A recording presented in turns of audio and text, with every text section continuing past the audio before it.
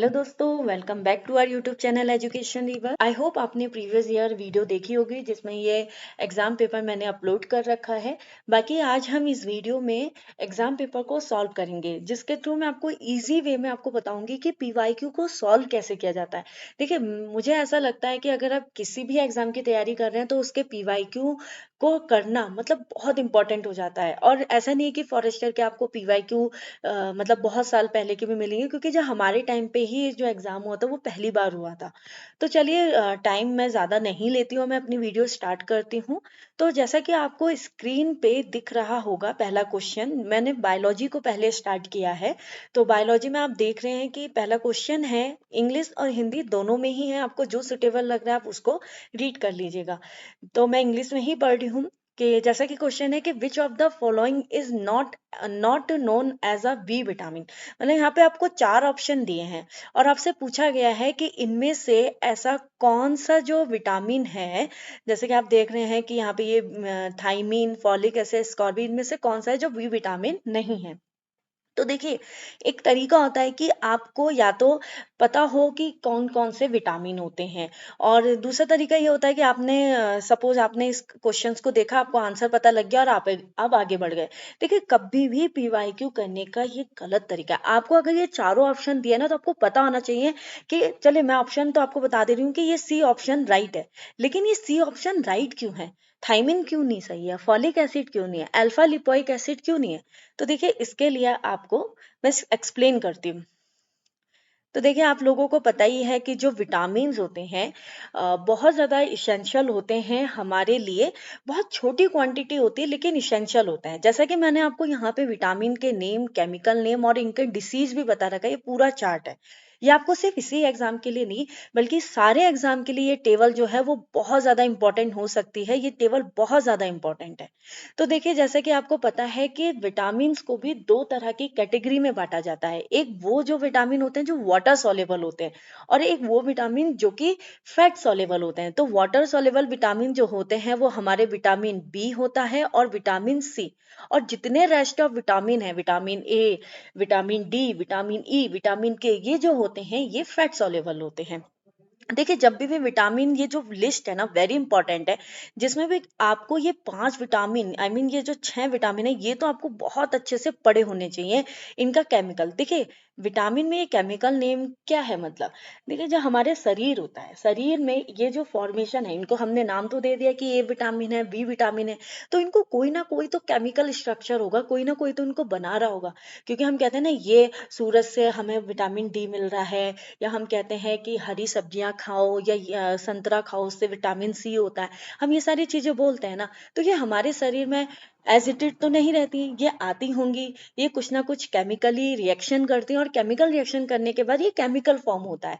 तो जैसे कि विटामिन ए का जो केमिकल है वो है रेटिनॉल। रेटिनॉल बनता है विटामिन ए में। अगर ये रेटिनॉल नहीं बन रहा है तो क्या हो सकती है डिसीज? नाइट ब्लाइंडनेस हो सकती है। जैसा कि विटामिन बी वन है, विटामिन बी वन का क्या होता है? केमिकल थाइमीन होता है, और अगर ये नहीं बने तो बेरी बेरी डिसीज हो जाती है। Vitamin B twelve very important है। जो इसका केमिकल नेम है वो है साइनोकोवाल एमीन बनता है। अगर ये नहीं हुआ तो परनीशिया एनीमिनिया, मतलब जाहिर सी बात है आरबीसी नहीं बन पाते, हीमोग्लोबिन की इसमें कमी हो जाती है विटामिन बी ट्वेल्व में। और ये भी आपको पता होगा कि विटामिन बी ट्वेल्व के लिए ये भी कहते हैं कि दही भी खाना चाहिए। ठीक है। और विटामिन सी एस्कॉर्बिक एसिड है केमिकल, और अगर नहीं मिला तो स्कर्वी डिसीज हो जाती है। विटामिन डी कैल्सीफेरॉल है केमिकल नेम। देखिए, बच्चों में जो होता है रिकेट्स हो जाता है, लेकिन अगर बड़ों में बोला जाए तो ऑस्टियोपोरोसिस या ऑस्टियोमेलिसिया हो जाता है। विटामिन ई, जिसको ब्यूटी विटामिन के नाम से जाना जाता है, इसका केमिकल नेम टोकोफेरॉल है। और अगर इसकी कमी हो जाए तो इससे भी क्या हो जाता है? एनीमिनिया डिसीज हो जाती है, हीमोलिटिक एनीमिनिया हो जाता है। विटामिन के, इसका केमिकल नेम है फाइलोकिनोन। और अगर देखिए, ये इसको ब्लड ब्लड की जो क्लॉटिंग होती है, आपने देखा है ना, ब्लड का थक्का बन जाता है, कहीं ब्लड बह रहा होता है तो वो एकदम से बंद हो जाता है बिकॉज ऑफ विटामिन के। अगर ये इसकी कमी हो जाती है तो ब्लड का थक्का नहीं बन पाता है, उसकी क्लॉटिंग नहीं हो पाती है, जिससे एक्सेसिव ब्लीडिंग हो जाती है। बाकी ये भी कभी कभी पूछ लिए जाते हैं, जैसे विटामिन बी ट्वेल्व का जो नेम है वो राइबोफ्लेविन है। B3 का जो नेम है वो नियासिन है केमिकल, B5 का पेंथोइक एसिड है और B6 का पायरिडॉक्सिन है और विटामिन B7 का बायोटीन है और विटामिन B9 का फोलेट या फोलिक एसिड है। देखिए ये टेबल बहुत इंपॉर्टेंट है, आप कोई भी एग्जाम उठा लीजिए, उन सारे एग्जाम में इससे कोई ना कोई क्वेश्चन बन ही जाता है। तो अब आपके लिए यह है कि ये जो क्वेश्चन, देखिए इसके लिए मैं आपको ये नहीं कह रही हूँ कि आपको कोई ट्रिक नहीं है, आपको अगर आप रोज इस टेबल को पढ़ेंगे आपको एनी हाउ ये आपको याद हो ही जाएगी। एटलीस्ट आपको ये विटामिन तो बहुत अच्छे से याद करने चाहिए। साथ ही साथ एक चीज और आती है जिसमें हमें क्वेश्चन में भी ऑप्शन में मिला था, alpha lipoic acid. Alpha lipoic acid जो होता है वो विटामिन सी, विटामिन ई को रीजनरेट करने का काम करता है। साथ ही साथ इसका एक और फंक्शन है जो विटामिन B1, जैसा कि आप ये देख रहे हो विटामिन B1 और विटामिन B2 में भी इसका हेल्पफुल देखा जाता है। ये इन्वॉल्व होता है एनर्जी मेटाबॉलिज्म में, इसका इन्वॉल्वमेंट देखा जाता है।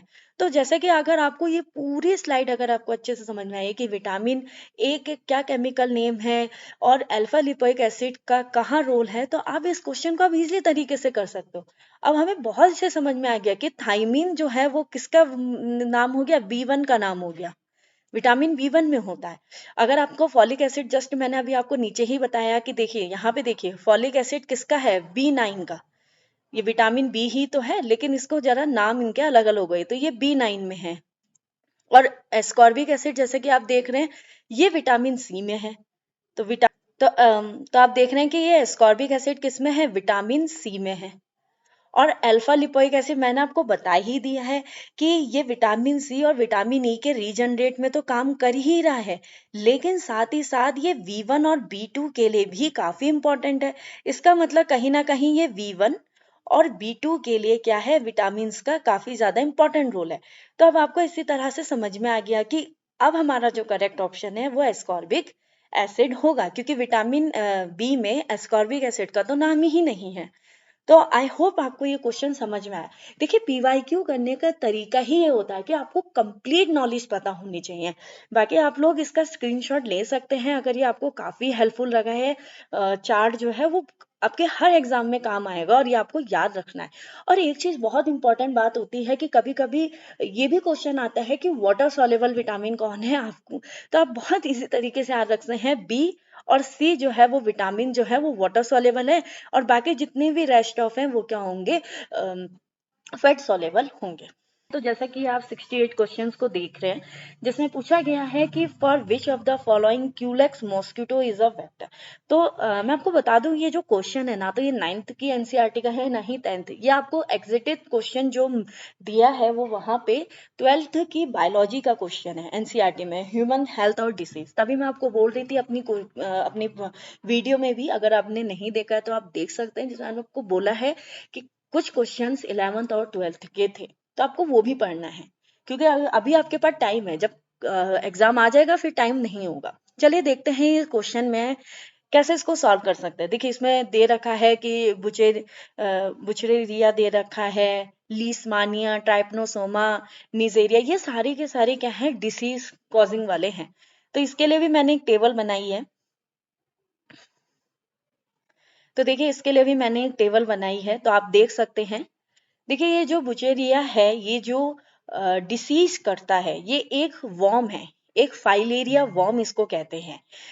इसका जो वेक्टर होता है वो एक्चुअली मॉस्किटो होता है, वो भी फीमेल मॉस्किटो, जिसमें कि क्यूलेक्स जो है मेन है, बाकी एनाफ्लीज और एडिस भी होते हैं, लेकिन जो मेन जो वेक्टर है वो क्यूलेक्स है।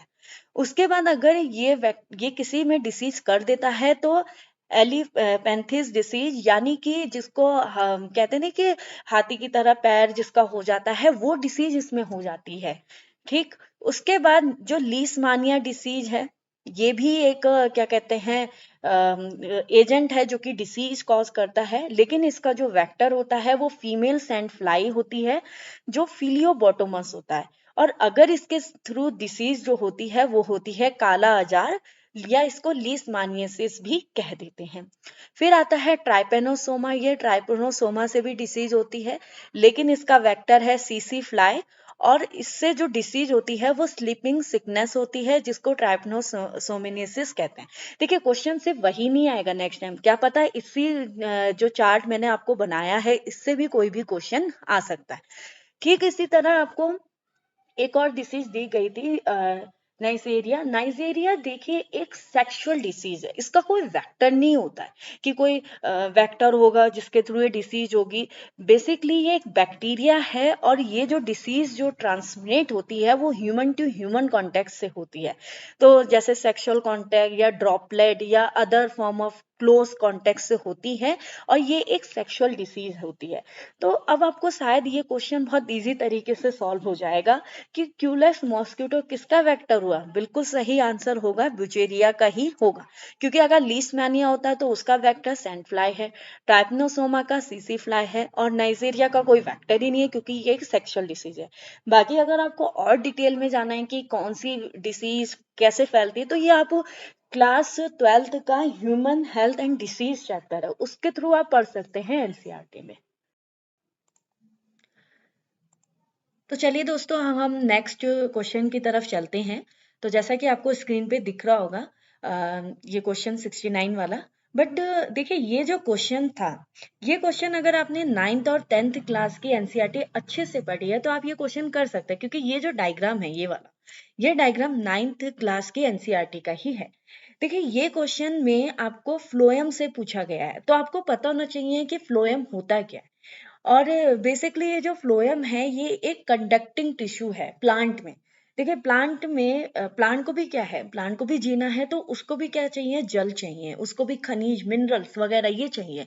तो प्लांट में ये, अब प्लांट तो ऐसा नहीं है कि वो सब जगह उसको मिले, तो उसके हर पार्ट को ये मिनरल्स ऑर्गेनिक फूड इन सबको जो पहुंचाने का जो काम करते हैं वो जाइलम और फ्लोएम करते हैं, जिनको हम कंडक्टिंग टिश्यू कहते हैं। देखिए जाइलम जो है ये इसका काम होता है ट्रांसपोर्ट मिनरल या वाटर का करता है, और फ्लोएम का फंक्शन होता है फूड का ट्रांसपोर्ट। कभी कभी इन दो से भी क्वेश्चंस पूछ लिए जाते हैं। साथ ही साथ देखिए मैं आपको बोल रही हूँ कि ये जाइलम कॉम्प्लेक्स होता है, फ्लोएम कॉम्प्लेक्स होता है, जिसको हम टिश्यू कहते हैं। बेसिकली एक एक सेल, मतलब एक सेल, दो सेल, तीन, ये जब ग्रुप ऑफ सेल होती हैं ये मिलती हैं तो इनको हम टिश्यू कहते हैं। और इसी तरह से ये कॉम्प्लेक्स रेडी होता है। देखिए जैसा कि मैंने आपको बोला कि अगर आपने 9th और 10th की अच्छे से पढ़ी तो आप इस क्वेश्चन को कर सकते हैं। क्यों, देखिए आप इस ध्यान से इस फिगर को देखिए, ये फ्लोएम की ही सेल्स हैं। जैसे फ्लोएम में सीप प्लेट होती हैं, सीप ट्यूब होती हैं, फ्लोएम पैरेंकाइमा होती हैं, कंपेनियन सेल, ये सारी सेल मिलकर एक फ्लोएम कॉम्प्लेक्स को बनाती हैं। और अगर आपने ये फिगर ध्यान से देखेंगे तो आप देख सकते हैं कि यहाँ पे पोर टाइप आपको दिखाई दे रहा है जो कि सीप प्लेट है। तो अगर आप, और ये बिल्कुल सेम ऐसी ही सेल अगर आप इस फिगर में देखेंगे, ये थोड़ा सा फिगर को मॉडिफाई कर दिया गया है। तो अगर आप यहाँ से इस सेल को कंपैरिजन करेंगे तो आपको पता है कि ये जो डी होने वाला है, ये डी क्या होगा, ये सी प्लेट होगा। और अगर आपने कहा है डी सी प्लेट है तो ये ऑप्शन में देखेंगे तो ऑप्शन में ये जो आईवी है वो सी प्लेट है। तो अगर हम डी में देखें, आईवी देखें, तो ये क्या है, सी प्लेट है, और सी प्लेट क्या होना चाहिए, डी वाला होनी चाहिए। देखिए और कोई भी और अदर ऑप्शन तो मिल नहीं रहा है, आपने क्या करा है, एक ही ऑप्शन से आपने इस क्वेश्चन को सॉल्व कर दिया और आपका आंसर सी। आपको ज्यादा कुछ सोचने की जरूरत ही नहीं है इस क्वेश्चन में। लेकिन फिर भी आपको है कि नहीं हमें इसके बारे में पता होना चाहिए, क्योंकि अगर देखूं तो 9th 10th से तो हो गया, लेकिन अगर हम एडवांस लेवल में जाएं, क्योंकि जो क्वेश्चंस है वो एडवांस भी है थोड़ा, तो अगर हम एडवांस लेवल पे जाएं तो मैंने यहाँ पे एक चार्ट बनाया है जिसके थ्रू आप इजी वे में अंडरस्टैंड कर सकते हैं कि फ्लोएम कॉम्प्लेक्स में ये जो सेल्स हैं उनका फंक्शन क्या है, उनका स्ट्रक्चर क्या है। देखिए फ्लोएम कॉम्प्लेक्स में सबसे इंपॉर्टेंट सेल्स आती है सीव सेल और सीव ट्यूब। जिम्नोस्पर्म और एंजियोस्पर्म, ये दो टर्म्स आपको दिखाई दे रहे हैं। देखिए जिम्नोस्पर्म और एंजियोस्पर्म क्या होता है, जिम्नोस्पर्म को हम हिंदी में अनावृत बीजी और एंजियोस्पर्म को आवर्ती बीजी कहते हैं। जिम्नोस्पर्म का मतलब है कि बीज तो है लेकिन उसके उसके और पास क्या है, सराउंडिंग में फल नहीं है, उसका जो बीज होता है वो नेकेड रहता है। लेकिन एंजियोस्पर्म में बीज भी होता है और बीज के बाहर फल होता है। जैसे आप आम कह सकते हो, आम क्या है, एंजियोस्पर्म का प्लांट है। और जिम्नोस्पर्म में जैसे कि आप चीड़ का पेड़ कह सकते हैं, वो जिम्नोस्पर्म का प्लांट है। तो जिम्नोस्पर्म और एंजियोस्पर्म में एक अंतर भी होता है फ्लोएम कॉम्प्लेक्स में, कि सीव सेल आपको जिम्नोस्पर्म में ही दिखेंगी और एंजियोस्पर्म में आपको सीव ट्यूब दिखेंगी। साथ ही साथ एक बहुत इंपॉर्टेंट बात आती है कि ये दोनों ही सेल के पास न्यूक्लियस नहीं होता है। लेकिन ये सबसे इंपॉर्टेंट फंक्शन भी करते हैं, ऑर्गेनिक न्यूट्रिएंट का ये ट्रांसपोर्ट करने का काम करते हैं।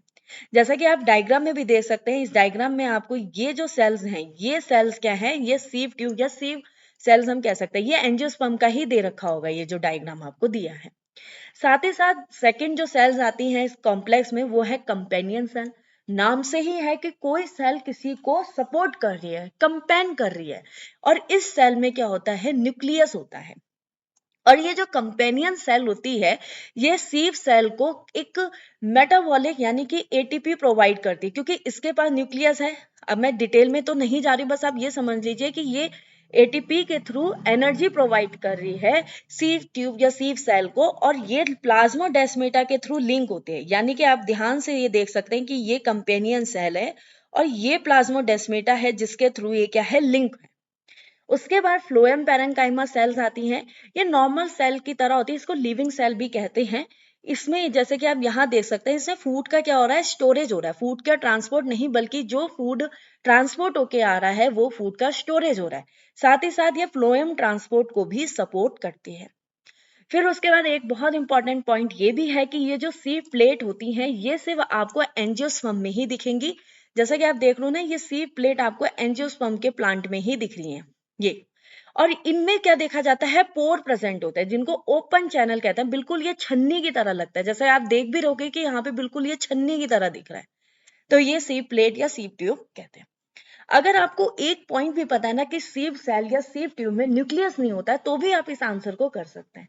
जैसे कि अगर मैंने कहा कि जो सीव सेल, फर्स्ट वाला ऑप्शन है सीव सेल, अब आप देखिए डायग्राम में, A B C D diagram में देखिए कहाँ पे आपको न्यूक्लियस नहीं दिखाई दे रहा है। आपको इस ए ऑप्शन में न्यूक्लियस नहीं दिखाई दे रहा, और सिर्फ ए ऑप्शन इसी में है, सी ऑप्शन में। देखिए इससे भी आपने क्या कर दिया, इस क्वेश्चन को सॉल्व कर दिया।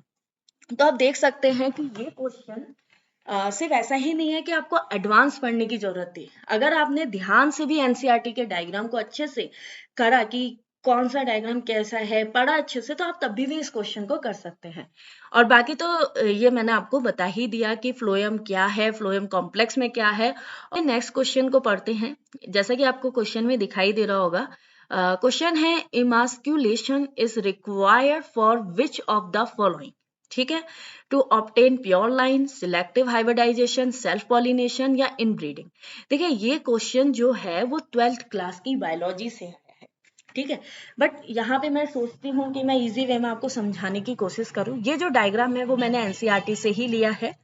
तो देखिए पहले तो आपको पता होना चाहिए इमास्क्यूलेशन क्या होता है। देखिए कोई भी प्लांट होता है, जैसे आपने गुड़हल का फूल भी देखा होगा। गुड़हल के फूल में हमने देखा होगा कि मेल पार्ट और फीमेल पार्ट एक ही फूल में होते हैं। तो उन फूल को या उन प्लांट को हम बाइसेक्सुअल प्लांट कह देते हैं। ठीक है, तो आप जब इमास्कुलेशन में क्या होता है कि अगर आप एक फूल में उसके मतलब स्टेमन और एंथर, जिसको हम मेल रिप्रोडक्टिव पार्ट कहते हैं, उसको रिमूव कर देते हैं, वो आप प्रोसेस इमास्कुलेशन कहलाती है। जैसे कि आपको यहाँ दिख रहा होगा कि यहाँ पे आपने क्या करा, इसके मेल पार्ट को हटा दिया और ये सिर्फ फीमेल पार्ट ही रह गया। तो ये इमास्कुलेशन हुआ।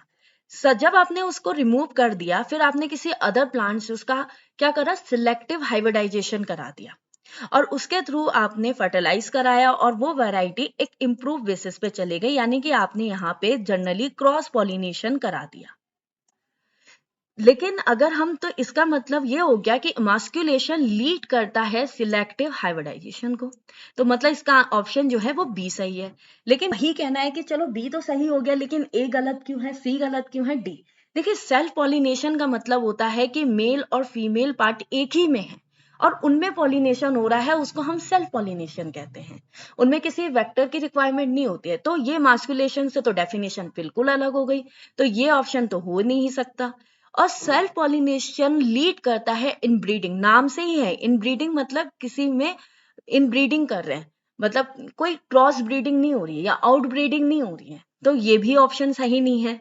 और अगर हम प्योर लाइंस की बात करें, देखिए प्योर लाइंस का मतलब है कि कोई भी एक ट्रेट है, उसमें आप कोई मिक्सिंग नहीं चाह रहे हैं, मतलब आप कोई क्रॉस नहीं चाह रहे हैं, और वो आप ब्रीडिंग करा रहे हैं, उसी से आप क्या करते हैं, प्योर लाइन का फॉर्मेशन हो रहा है। तो इसका मतलब ये भी इस ऑप्शन के थ्रू नहीं हो सकता, ये भी मास्कुलेशन नहीं होगा। तो इस तरह से इसका जो सही आंसर है वो सिलेक्टिव हाइब्रिडाइजेशन होगा कि मास्कुलेशन जो है वो प्लांट में क्या किसके लिए रिक्वायर्ड होता है, सिलेक्टिव हाइब्रिडाइजेशन। अगर आपको ये वीडियो अच्छी लगी तो आप वीडियो को लाइक कर सकते हैं, कमेंट कर सकते हैं, और बाकी खैर नेक्स्ट वीडियो में लेके आऊंगी। And guys thank you so much for watching this video.